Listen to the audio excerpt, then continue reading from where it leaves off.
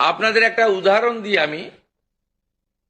এই মুহূর্তে লক্ষ্মীর ভান্ডার পাচ্ছেন রাকিবুল শেখ, তার পিতার নাম মনসুর শেখ, তার বাড়ি হচ্ছে শিয়ালমারা, পোস্ট হচ্ছে বহরমপুরের রাদারঘাট।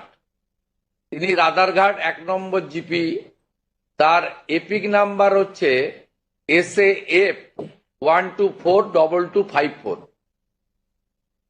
অর্থাৎ যে কর্মসূচি মহিলাদের জন্য, সেই কর্মসূচি তো ভেজাল এবং বেনজল ভেরিফিকেশন না থাকার ফলে ঢুকে বসে আছে।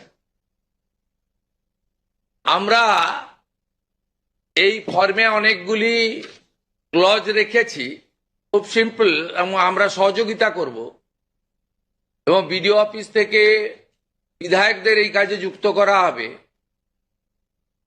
বিধায়করাও নিজেরা এটাতে নেতৃত্ব দেবেন। নবনির্বাচিত বিধায়কদের এটা একটি বড় কাজ, তারাও ফর্ম ফিল আপে সহযোগিতা করবেন সরকারের সাথে।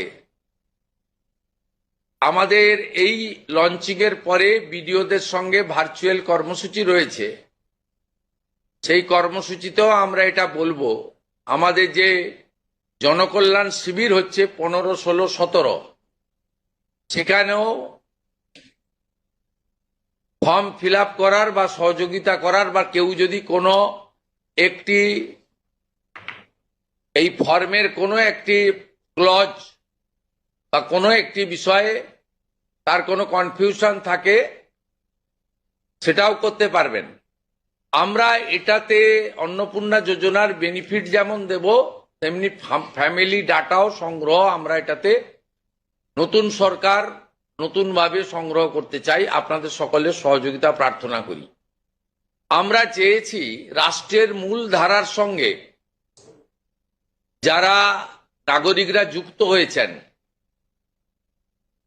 তারাই বেনিফিট পাক। প্রথমত, যারা অতিরিক্ত ইনকাম ট্যাক্সের আওতার মধ্যে পড়েছেন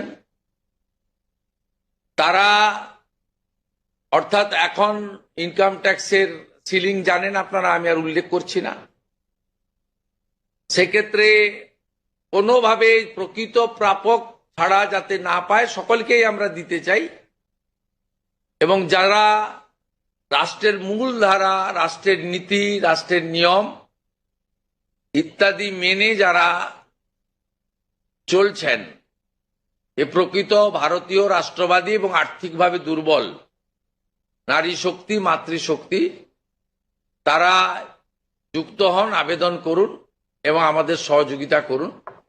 আমরা এই ফর্ম খানিক পরে ওয়েবসাইটে দিয়ে দেব।